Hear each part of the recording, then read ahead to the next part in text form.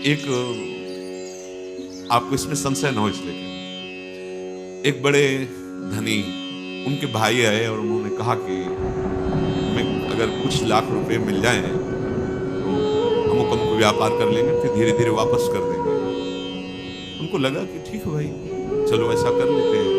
उन्होंने दिया और उनके तो मन में था ना कि मेरे भाई हैं, तो वापस नहीं किया और उनका शरीर पूरा हो गया। जिन्होंने दिया था महात्मा ने इसी योनि को प्राप्त हुई और स्वप्न में आकर एक विशेष किसी महापुरुष को बताया कि मेरे से गलती हो गई, आप कृपा करके किसी भी तरह शासन करके वहां से पैसा मंगवा करके संतों के भंडारा में लगा दीजिए, मेरी मुक्ति। जरा सा भी शास्त्र विरुद्ध बर्ताव ऐसा नहीं कि आप मनमानी आचरण करते रहें और आप भगवत प्राप्त हो जाएं, या आप बड़े पद पे हैं तो मनमानी आचरण कर सकते नहीं। आप सावधान होकर सुने, जो दूसरों से द्वेष करता है, वैर की वृद्धि करता है, ईर्ष्या करता है, मात्सर्य करता है, उसको प्रेत योनि प्राप्त होती है और प्रेत योनि प्राप्त होने के पहले उसको नरक में यंत्रणा मिलती है। ये हम इसलिए नहीं कह रहे कि आप भयभीत हो जाओ भगवत मार्ग से, इसलिए कह रहे हैं कि फिसलो नहीं, सावधान हो जाओ। हमें ये निश्चय करना है कि जब हम भगवत प्राप्ति के मार्ग में चलें तो किसी से द्वेष नहीं करना। कई बार आपको सत्संग में सुनाया है कि लाला बाबू का रंगनाथ जी के सेठ से थोड़ा सा मनमुटाव पहले था, उसके कारण पूज्य बाबा जय कृष्णदास जी ने विरक्त वेश मंत्र कहने पर भी नहीं दे रहे थे। तब उनको बार बार लग रहा था मैं गुरु आज्ञा में चल रहा हूं, विरक्त लंगोटी केवल लगाने लगे थे, केवल एक लंगोटी और भिक्षा पात्र बस। और बड़े भारी धनी मानी सेठ थे। विचार किया कि मेरे से कोई तो गलती हो रही।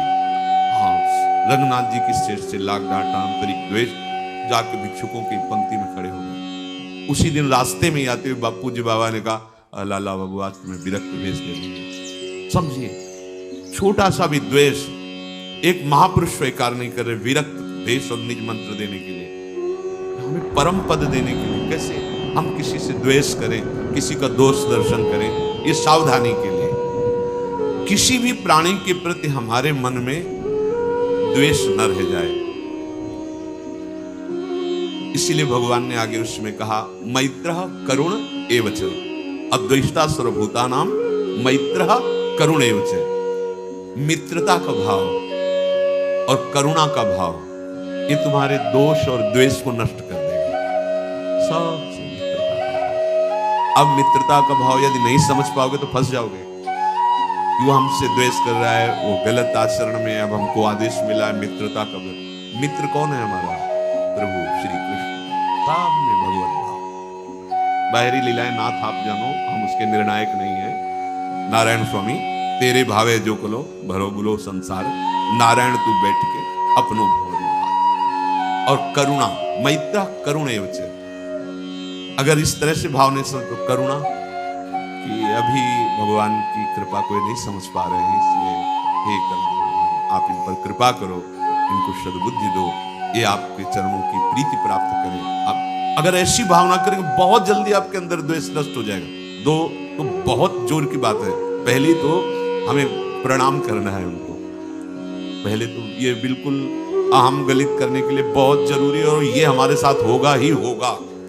बहुत ज्यादा दूरी नहीं होगा, बहुत नजदीक होगा। ये प्रश्न बहुत नजदीक रखे जाते हैं। हो सकता है आपके सामने वाले कमरे में ही वो हो या आपके बगल में ही बैठने वाला हो, ऐसे ही रखा जाएगा। ऐसा नहीं रखा जाएगा कि अगले मोहल्ले में तुम इस गली से निकल जाओ कभी मिलेगा नहीं, ऐसा नहीं रखा जाएगा। रोज तुम्हें वहीं रहना है और वहीं सामने देखना है, तब तुम्हारा द्वेष नष्ट किया जाए, तब उपासना का भाव विवेक समझो कि काम कर रहा है। महाप्रभु चैतन्य देव जी श्री सनातन गोस्वामी को जब उपदेश किया तो इस उपदेश के बाद कहा कि इसके आगे और कुछ है ये हम नहीं जानते। बहुत सार की बात, जीवे दया नामे रुचि वैष्णव सेवा। जो भगवान कह रहे मैत्र करुण एवच, ये भगवत प्राप्ति के मार्ग वाले उपासक का धन होता है। मैत्र करुण, सबसे भगवत भाव से, मैत्री भाव। लेकिन निर्ममो, बहुत सावधानी, इसी श्लोक में मैत्रः करुण एवं च निर्ममो निरहंकारा, करुणा करने पर कहीं अहंकार ना जाए कि तुम बड़े दाता हो या तुम बड़े सहयोगी हो या बड़े ज्ञानी हो या तुम्हारी बुद्धि बहुत पवित्र है, ऐसा ना आ जाए। और मित्रता करने पर उसे ममता ना हो जाए। यह है युक्ति परमार्थ के उपासक की। मैत्रः निर्ममों से, करुणा निरहंकार, अहंकार युक्त अगर करुणा है फंसा देगी। करुणा अहंकार से युक्त नहीं होनी चाहिए, निरहंकार। और मित्रता ममता से युक्त नहीं होनी चाहिए। अब करके दिखाओ। बिना ममता की मित्रता कोई भगवान का चतुर सुजान उपासक कर सकता है, अन्यथा नहीं। कैसे? आपसे मित्रता करेंगे तो आपकी याद आएगी, वो आपके हृदय में बैठे प्यारे से मित्रता करेंगे तो उसकी याद आएगी। सबसे मिलने के बाद एकांत बैठते ही जिसका ध्यान आए, तुमने उसी को पकड़ा है। अब देख लो, अगर कोई वस्तु, व्यक्ति, स्थान तो असर पड़ गया। प्रभु को भूल चुके थे जब आप उससे मिल रहे थे तो उसी की झांकी पकड़ ली मन ने। और अगर प्रभु का, मेरे यार सब रूपों में बैठे हुए, वही मेरा दिलवर, वही मेरा प्राणनाथ, वही मेरा जीवन, करोड़ों से मिलने के बाद भी वो एक में ही रहेगा। कहीं कोई ममता नहीं और कहीं किसी भी तरह की अहमता नहीं। अहमता ममता शून्य जीवन मुक्त महापुरुष परम पद का अधिकारी होता है। देखो, आप सब उपासक हैं। महाप्रभु चैतन्य देव ने कहा, जीवे दया नामे रुचि वैष्णव सेवन या छाड़ा आर नाही जानी सनातन। हे सनातन, मैं इसके सिवा और कोई महान बात है नहीं जानता। क्या? जीवे दया। बस जीवे दया में बहुत सावधानी की जरूरत है।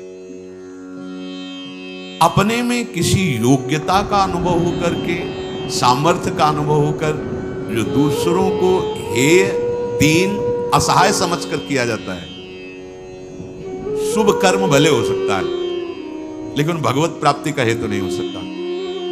और प्रभु प्रदत्त बल, बुद्धि, धन, वैभव से प्रभु सामने इस रूप में सेवा स्वीकार करने आए हैं, इस भावना से की हुई वो दया, वो भगवान की स्मृति में डुबा देगी। दया का उल्टा याद। जिस दया में भगवान की स्मृति हट जाए, अपने अहम का पोषण होने लगे, शुभ कर्म हो सकता है लेकिन भगवत आराधना नहीं हो सकती। इसलिए दया याद के सहित तो होनी चाहिए।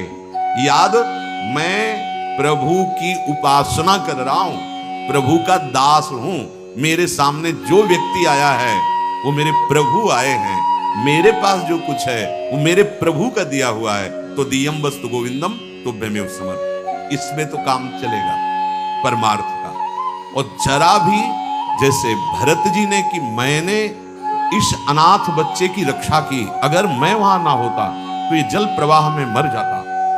अगर अब मैं इसे छोड़ देता हूं तो गोल बांध करके भेड़ी आदि जो घूमते वो खा जाएंगे। मेरा कर्तव्य है, मैं इसकी भूल गए कि जिस हरि की प्राप्ति के लिए अपने परिवार, राज परिवार, राजकुमारों का पूर्ण समर्पण कर दिया कि वो हरि देखेंगे, वो इस बच्चे को इतनी आसक्ति हो गई कि याद छूट गई। पढ़ के भागवत देख लो, याद छूट गई हरि की और याद में आ गया हिरन, तो अगला जन्म हुआ हिरन का। जीवे दया। दया कौन सी? जो याद युक्त हो, ये याद हो कि हम किसकी सेवा कर रहे हैं, अपने प्रभु की, और ये याद हो कि मैं हूं कौन, प्रभु का दास, और ये याद हो कि मेरा कर्तव्य क्या है, हर समय भगवत स्मृति में रहना। भगवत तब तो ठीक, दया बिना साधु कसाई, और दया करी तो आफत आई। बहुत संभाल के इस दया। सबसे पहला परम कर्तव्य धर्म उपासक के हृदय में हृदय द्रवित होता है तो दूसरों को सुख देने का आता है। इस पर अगर तो फिर वो फिसल जाएगा। इसकी एक ही पहचान है, भगवत याद अगर भूल रही है तो तुरंत वापस होइए। ये दया तुम्हें फंसा देगी। और जिसमें स्मृति चल रही भगवान की और सामने भगवत भाव है और आप जिस वस्तुओं से सेवा कर रहे हैं वो भी भगवान की दी हुई, आप इसी से परम पद प्राप्त कर लेंगे। अब ये चतुरता भगवान के भक्तों के संग से, भगवान की आराधना से बुद्धि में आती है। नामे रुचि। नाम जपना और नाम में रुचि होना, ये बहुत बड़ी अंतराय की बात है। जिससे नाम जपते हैं हमारा कल्याण हो जाए, हमारे पाप नष्ट हो जाए, दुख मिट जाए, बहुत अच्छा है, प्रशंसनीय है। इसी भाव से चलो, तुम्हारा मंगल हो जाएगा। पर यहां जो कह रहे हैं वो इस भाव का नहीं कि पाप नष्ट हो जाए, हमारा दुख मिट जाए, नहीं, ये रुचि। जैसे बहुत कई दिनों का प्यासा व्यक्ति हो तो उसकी पानी में रुचि प्रकट हो जाती है, और मुझे रबड़ी दो तो अच्छा नहीं लगेगा, पानी। ऐसे हमारी रुचि नाम में हो। कब जानेंगे नाम में रुचि? देवर्षि नारद जी, तदर्पिता अखिलाचारिता तद स्मरणेन परम व्याकुल। हमारा हृदय अगर नाम छूटने लगे तो व्याकुल होने लगे तो जान। गोस्वामी श्री तुलसीदास जी दोहावली में कहते हैं, तुलसी प्रीति प्रतीति सो राम नाम जप जाग, किए होई विधि दाहिनो देई अभाग्य ही भाग। सब परेशान है, मेरा भाग्य बड़ा दुखद है, मेरे भाग्य में क्या लिख गया। तो जैसे लोग चल पूरा जीवन हो गया दुख भोगते हुए। ये गोस्वामी तुम मेरी बात पर विश्वास करो, इसी विश्वास से प्रेम प्रकट हो जाएगा। यदि तुमने नाम जप रूपी यज्ञ शुरू कर दी तो तुम्हारे जो भाग्य में लिखे हुए अंक है ना, दुख देने वाले, महान संकट, विपत्ति, पराजय, हम बहुत प्रयास करते हैं लेकिन सफल नहीं हो पाते हैं। हम ऐसा, तुम्हारा प्रयास ही क्या है? असत प्रयास। कहीं गंदे जल से हाथ तुम पवित्र कर सकते हो क्या? असत प्रयास से असत कर्मों को काटकर उन्नति को प्राप्त हो सकते हो क्या? नहीं। तो सत प्रयास करो। क्या सत प्रयास? बोले राम नाम जप जाग, जप यज्ञ नाम, जो हमारे प्रभु का नाम है, उसे क्या होगा? बोले तुम्हारे पहला काम करेगा, भाग्य पलटेगा तुम्हारा। जो तुम्हारा भाग्य बन चुका है ना, महान दुख भोगना, बार बार क्लेश, शांति, ये नाम जब तुम्हें प्रदान करेगा। किए होई विधि दाहिनो दे अभागे ही भाग। जो हमारे प्रतिकूल सब कुछ है ना, वो सब दाहिने अनुकूल हो जाएगा, केवल नाम जप करके देख लो। ऐसे भाग्यवान बन जाओगे कि तुम जिसे देख लोगे, छू दोगे, उसके वाम भाव सब नष्ट हो जाएंगे। धर्म विपरीत आचरण, धर्म विपरीत भाव नष्ट हो जाएंगे। जल थल नभ गति अमित यति, अग जग जीव अनेक, तुलसी तो से दीन कहां, राम नाम गति। चराचर जीव असंख्य है, सबकी अलग अलग चाहत है, गति है। किसी की जल में बहुत गति है। अब तैरना नहीं आता तो आपका शरीर पूरा हो जाएगा जल में, लेकिन मछली, कछुआ, मगरमच्छ, इनकी तो गति है, उसी में आनंदित रहते हैं। किसी की पृथ्वी में गति है, किसी की आकाश में गति है, पर मेरे जैसे की गति तो एकमात्र केवल नाम गति। समझो, भाव कह रहे हैं कि जैसे जलचर जीव जल में ही केवल सुखी रहता है, थलचर थल में, वायु वाला वायु में, तुलसी का सुख क्षेत्र तो केवल नाम है, नाम। श्री हरिवंश नाम नित कहो, नाम प्रताप नाम फल लहो, नाम हमारी गति सदा। रसना सापिनी बदन बिल, जे न जपहि हरि नाम, तुलसी प्रेम न राम सो, ताहि विधाता बाम। सांप की जीभ की तरह लप लप लप लप, ये खा लूं, ये बोल लूं, ये प्रपंच कर लूं। ये सर्पणी के समान जीव है, और ये शरीर, ये मुख एक बिल के समान है। यदि तुमने अपनी जिह्वा से हरिनाम जप नहीं किया तो जितनी अनुकूलता लिखी भी है वो सब प्रतिकूलता में बदल जाएगी। आपको लगेगा कि ये कैसी बात, नाम न जपे तो हमारे भाग्य से जो अनुकूलता लिखी वो भी प्रतिकूलता हो जाए। हाँ, हो जाएगी।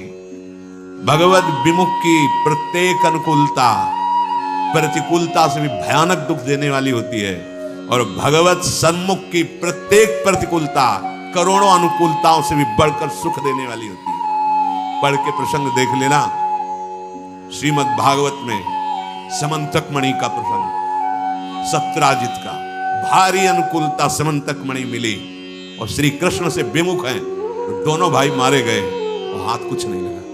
भारी अनुकूलता भारी प्रतिकूलता में है यदि भगवत विमुख हो, तभी तो जिसको लगता है कि मैंने जीवन में बहुत कुछ प्राप्त किया, यश मान सम्मान प्रतिष्ठा रुपया पैसा, ये क्या है। जैसे स्वप्न में राजा बने जगे तो कुछ नहीं, ऐसे ही जिस समय अंतिम समय आएगा उस समय तुम्हारे होश ठिकाने होंगे पर तुम कुछ करने लायक नहीं होंगे।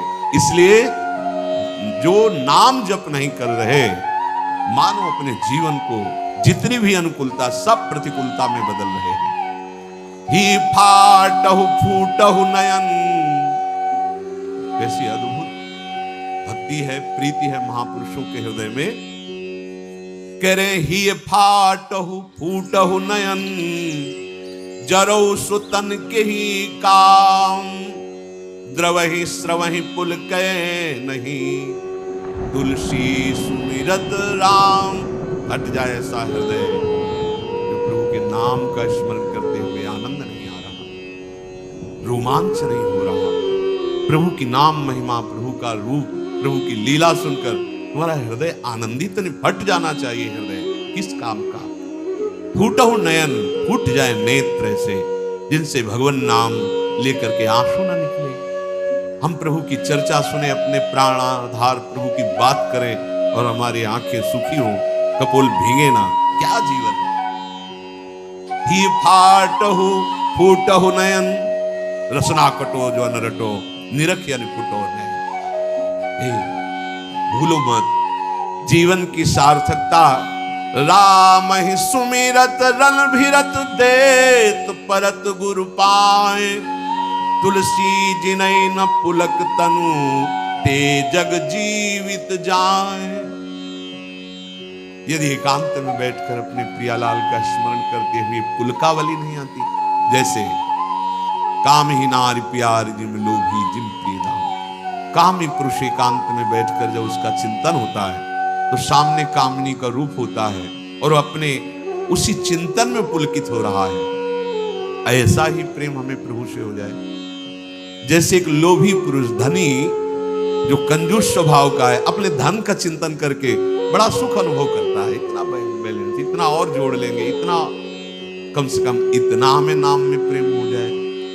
गोस्वामी जी कह रहे, जो गुरुदेव भगवान को प्रणाम करते समय, प्रभु का नाम सुमिरन करते समय और दूसरे की सेवा का अवसर आने के समय उत्साहित नहीं हो जाते हैं, एक प्रफुल्लता, अहो भाग्य, गुरु चरणों में प्रणत होने का सौभाग्य, अहो भाग्य, आज इस बीमार शरीर की सेवा करने का सौभाग्य, अहो भाग्य, आज हमें भगवत यश गाने का सौभाग्य, नाम कीर्तन करने का सौभाग्य। बोले जिनके ऐसे समय में पुलकावली नहीं आती, आनंद नहीं आता, तो धिक्कार है उनके जीवन को, वे जीवित मृत के समान है। नाम जीवे दया, नामे रुचि और वैष्णव सेवा। ये जो वैष्णव सेवा है, इसको हम इस भाव में ले लेते हैं कि खिला पिला दिया या वस्त्र दे दिया तो ये वैष्णव सेवा हो गई। ये एक बाह्य सेवा का अंग है, इसे पूर्ण सेवा नहीं कहते। जैसे वैष्णव सेवा तो एक द्वैष्य भगत की, फिर हम एक दिन रोज एक संत का बना के, ये बाह्य सेवा है। अच्छा करो, भगवान तुम्हें दिए हैं तो ऐसा बका। पूर्ण सेवा इसे नहीं कहते। पूर्ण सेवा ध्यान से सुनो, पूर्ण सेवा होती है जब हम किसी भी संत महापुरुष की आज्ञा के अनुसार अपने जीवन को चलाते हैं। अगर हमारा संग अच्छा, वो संग केवल मनुष्य शरीर का ही नहीं, वो वस्तु का हो सकता है, वो स्थान का हो सकता है, खान पान का हो सकता है, साहित्य का हो सकता है, दृश्य का हो सकता है, इंद्रियों का हो सकता है। अच्छा या बुरा संग, वैष्णव सेवा का तात्पर्य है किसी एक महापुरुष के वचनों को अपने जीवन का आदर्श मानकर इन सब संगों का त्याग कर दे, उसे सत्संग कहते हैं। क्या सब? वस्तु, खान पान, स्थान, साहित्य, दृश्य, इंद्रिय चेष्टा जो हमें प्रभु से विमुख कर दे, वो वस्तु, वो खान पान, वो दृश्य, वो साहित्य, वो संग, वो स्थान, वो बुरा है, वो असत संग है। वो कोई भी हो, किसी भी बेस में हो। बहुत ध्यान से देखो, वैष्णव सेवा का तात्पर्य है किसी भी महापुरुष के उसके वचनों के अनुसार, क्योंकि हम सबके वचन तो एक साथ पालन नहीं कर सकते, तो किसी एक महापुरुष को अपना आदर्श प्रत्येक उपासक मानता है। एक जीवन में आदर्श महापुरुष होते हैं। जैसे सन्यास मार्ग में चले तो पूज्यपाद सिवड़िया बाबा जी, सब कुछ सुनना है पर साथ में जैसे औषधि रखी जाती है, ऐसे पूज्यपाद उड़िया बाबा के उपदेश नामक ग्रंथ जीवन में साथ रहा है। ब्रह्मचर्य से लेकर सन्यास मार्ग तक जीवन, कहीं भी तो वो तत्काल सिद्धांत उसको सामने नहीं, गलत, बाबा ने ऐसा, बाबा के वचनों। और जब भक्ति मार्ग में कदम उठा तो पूज्य भाई से श्री हनुमान प्रसाद पोद्दार जी महाराज, आदर्श, एक भी शब्द का आज तक कोई संशय नहीं। भाई जी के वचन, पूज्य पादुड़िया बाबा। और जब नित्य विहार रस तो पूज्य सदगुरुदेव भगवान। एक भी आचरण, एक भी सेकंड के लिए विश्ववर संग रहे, कहीं कोई शास्त्र प्रतिकूल आचरण नहीं। मेरे गुरुदेव हैं इसलिए कह रहा हूं, ऐसा नहीं। भगवत कृपा से बचपन से बड़े बड़े संतों का संग हुआ, नित्य विहार रस की उपासना की सर्वोपरि ऊंचाई पर पहुंचे हुए महापुरुष, और एक सेकंड के लिए कभी शास्त्र से विपरीत आचरण नहीं देखा। सदगुरुदेव भगवान परम अकिंचन प्रिय हरि के सहचर्य भाव में स्थित तो कोई ना कोई महापुरुष अपने जीवन का आदर्श होता है। सबसे बड़ी वैष्णव सेवा किसी भी महापुरुष को अपने जीवन का आदर्श बनाकर उनकी आज्ञा के अनुसार चलना। इस कसौटी पर कस के देखिए या तब वैष्णव सेवा मानी जाएगी। कोई भी स्थान, खान पान, साहित्य, दृश्य, इंद्रियों की चेष्टा जो मुझे किसी भी आदर्श जिसको हमने माना महापुरुष उसके विपरीत ले जाए। एक समय की बात है, उत्तर भारत के एक छोटे से गांव में एक निर्धन ब्राह्मण परिवार रहता था। उस परिवार के मुखिया का नाम हरिदत्त था। हरिदत्त अत्यंत श्रद्धालु था और भगवान विष्णु का परम भक्त था। उसका जीवन बहुत साधारण था, लेकिन उसकी भक्ति में कोई कमी नहीं थी। वह प्रतिदिन प्रातःकाल स्नान कर तुलसी के पौधे के पास दीप जलाकर विष्णु सहस्त्र नाम का पाठ करता और फिर गांव के मंदिर जाकर घंटों प्रभु के चरणों में ध्यान लगाता। हरिदत्त का जीवन कठिनाइयों से भरा हुआ था। उसकी पत्नी सुमति और 2 छोटे बच्चे थे। खेत नहीं था, बस दूसरों के खेतों में मजदूरी करके किसी तरह जीवन यापन करता था। फिर भी उसने कभी किसी से शिकायत नहीं की। वह कहता, जो कुछ है प्रभु की कृपा है, जो नहीं है उसकी भी आवश्यकता नहीं है। एक बार गांव में भीषण अकाल पड़ा। खेत सूख गए, कुएं रीते हो गए और लोगों के पास खाने को अन्न तक न बचा। गांव में अफरा तफरी मच गई। बहुत से लोग गांव छोड़कर जाने लगे, लेकिन हरिदत्त कहीं नहीं गया। वह कहता, जब तक मेरा प्रभु मेरे साथ है, मुझे कोई डर नहीं। अकाल बढ़ता गया।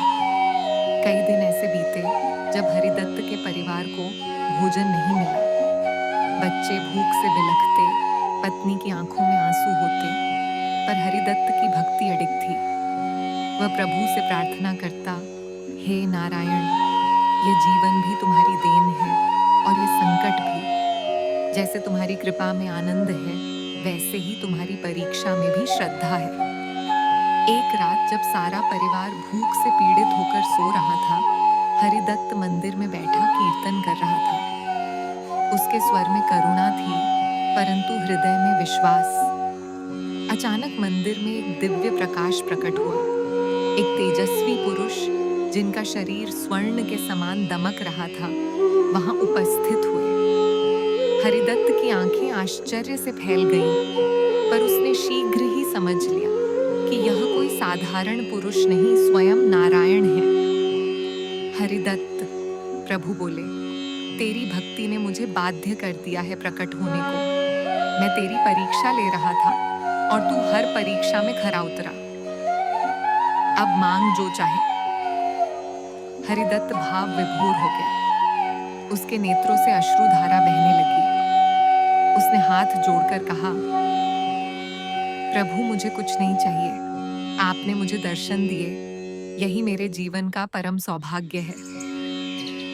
प्रभु मुस्कुराए, तू मांग, ये मेरा आदेश है। हरिदत्त कुछ क्षण सोचता रहा, फिर बोला, यदि आप अनुमति दें तो मेरी एक प्रार्थना है। मेरे गांव के सभी लोग बहुत कष्ट में हैं। कृपया उन्हें अन्न, जल और सुख दें। प्रभु अत्यंत प्रसन्न हुए। तू स्वयं भूखा है, परंतु दूसरों के लिए मांगता है। तेरी भक्ति निष्कलंक है।